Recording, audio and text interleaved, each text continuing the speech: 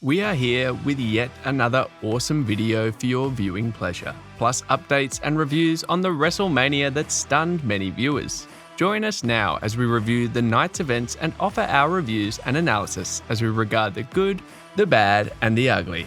Make sure to subscribe to this channel and hit the bell notification button to watch more wrestling videos. Okay, good, now let's jump into the night. First, let's make a quick recap of the eventful night and stunning display, which includes women's Bianca won the championship match. The ballerina challenged Io Sky. Sky keeps aiming towards the left arm of the ballerina and makes some unsuccessful attempts to pin down the ballerina. Sky attempts the moonsault to deal with Bianca, but Bianca maintains control. Bianca's ponytail briefly distracts the referee, allowing Bianca time to exit Sky's way of the moonsault KOD. This allows Bianca Belair to maintain the 1-2-3 Women's Royal Championship. Next up is an enticing win by Seth Rollins. Before the bell goes off, Rollins bides his time until he can stomp 2 curbs after a curb and finally stomps off his victim from the top rope for a significant victory. The large man, Seth Rollins, triumphs in the match. A triple threat match follows up. As champions contend for the United States Championship, Bobby Lashley, Austin Theory, Bobby Reed, and Bronson Reed battle it out. While his opponents concentrate on one another, Austin Theory carries out his plan and performs the best takedowns in the history of triple threat matches. Awesome. Austin Theory spears Reed while Bobby's body is pushed from the ring, preventing Reed from snatching the victory off Bobby, thereby granting Austin Theory a superb hold of the US Championship. Next up on our channel is the SmackDown match for the Women's Championship. It's obvious that Vega and the WWE Universe are directly behind her. She is engulfed in the feeling before the game, but Ripley is in control of the game until Ripley's mistake permits Vega to score 619. The count ends Vega's fantasy, and Ripley wins with a pin down. Ripley continues to hold the SmackDown Women's Championship game. Following the contest, a standing ovation from the audience for Vega as she enjoys and basks in their love. Next on review is Bad Bunny vs. Damian Priest. Bad Bunny fights Damian Priest, the bad guy. Damian Priest outclasses Bunny, as Damian shows he is a superior fighter. As an occasional wrestler and a rapper, Bunny can hardly keep up with the viciousness of Damian Priest, but the Priest's conceit keeps him from shielding Bunny while he has the opportunity to win the game. A breathtaking change in fortune happens when Damian Priest is hurt by failing to kick Bunny in the leg, and afterward they hit the steel. Ray drives up and catches them, Mysterio is back, and Carlito is there too. Appearances by the LWO Bad and Savio Vega. Bunny strikes the Canadian Destroyer as he wins the game.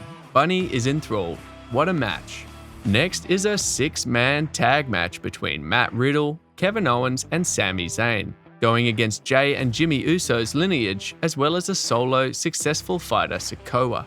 Mixed communication is everyone's game. A contentious circumstance between Jay and Solo makes a blind tag at last. As the Bloodline wins, it is for themselves. They're celebrating alone, but it seems like other forces are at work to join them with reluctance. Next up is the main event for the night, the major match between Cody Rhodes and Brock Lesnar. Before the match, he ambushes Brock arriving at Tope Arena, as Lesnar poses for more than Cody had expected. Cody is thrown by Lesnar outside the ring, traveling to Suplex City. But again, he accidentally misses and goes into the corner, damaging Brock severely and openly. Lesnar tries again to seize the victory. Camera locker. Still, Cody cleverly disengages it, holding the beast to an unexpected shock pinfall victory for Cody Rhodes to halt criticism with a huge win to his name. What an astonishing victory for Cody.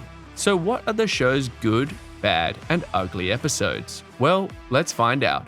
We had a great start with the WWE's powerful opening statement. Bianca Belair continues the match tonight. A great match. Even though Sky is renowned for his high-flying skills, using genuine ring savvy, she demonstrated extraordinary prowess in the ring earlier. but Bella's extraordinary strength was defeated. During this memorable game, and despite losing, the challenger shows strength. Zelina Vega was invited to battle in her homeland of Puerto Rico, but she battled to get to the SmackDown Women's Championship. The night continues. The feeling that caused Vega to cry in the past game demonstrates to the audience how she dedicated this match to her deceased father who didn't survive the 9/11 tragedy. Fans might have been dissatisfied with Vega losing but chose not to display it. They still offer a standing ovation to her and applaud her great heart. A rowdy group of fans told last night's SmackDown officials they had a lively crowd. It was pretty cold compared to the night's crowd. The audience contributed to tonight's performances, to the thrill of the spectators and the WWE Universe. The fans had numerous favorites for the night, including Bad Bunny and Zelina Vega, yet they live in different countries. All of hometown heroes of 4 Backlash heroes. Nevertheless, Puerto Rico is a wealthy country, and in tonight's WWE match, the entire world got to watch some of the heroes become their favorite heroes.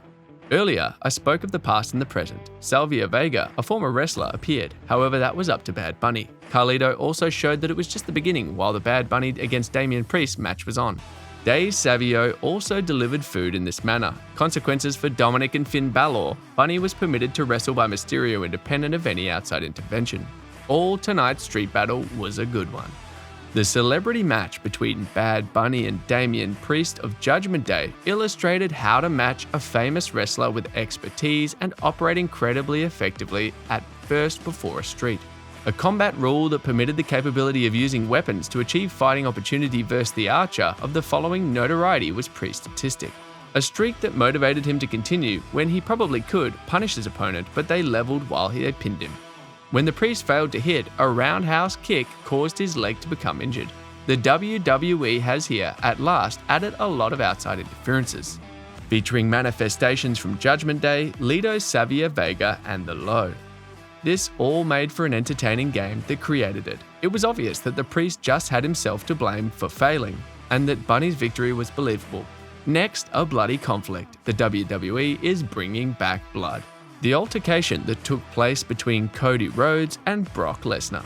Brock's head was fractured after he charged into the corner. The WWE should halt the contest to fix a wrestler, but that didn't happen. By the end of the evening, Lesnar sported a red mask that might have turned Ric Flair on and was delighted to see how shocking the use of blood was applied in the great match in its own right with carefully chosen pathways.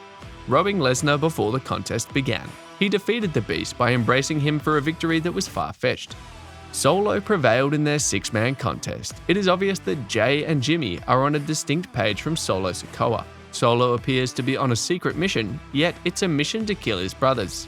Once it becomes apparent that Solo's divided allegiances exist between the tribal chief's brothers as of the time, Sami Zayn joined the bloodline, which was a favorable word for the brothers. A brand triple threat is the worst and the #1 game. The match featured a nice triple threat that was almost hideous since it told a predictable Austin Theory story, taking advantage of a rival's offensive play to lose a victory that would have been his to take. It would have been unfavorable if the WWE had provided all 3 men. It's time for this game to conclude. Instead, less than 7 minutes was its only duration, preventing the match from keeping long. It was Bronson Reed up there. Exceptional performance. The Usos vs. Ciao is ranked 2. The staff needs to be worn out. Usos in a single interesting match, but they don't need this. Sarko for them to carry on with its illustration of the WWE's longest lasting feud is welcome now, nothing out of the ordinary though. Despite being bad, the WWE put on a fun show, demonstrating with the help of hometown wrestlers to captivate and maintain the audience. I was pumped all night, but then I'll have a look at what you'll have to say too. What did you all think of the Backlash? Let us know in the comments section below, and we'll see you again soon with a few more fascinating wrestling materials for your viewing pleasure. Thank you for watching this to the end. Please remember to smash the like button and notification bell to inform you about our exclusive wrestling content.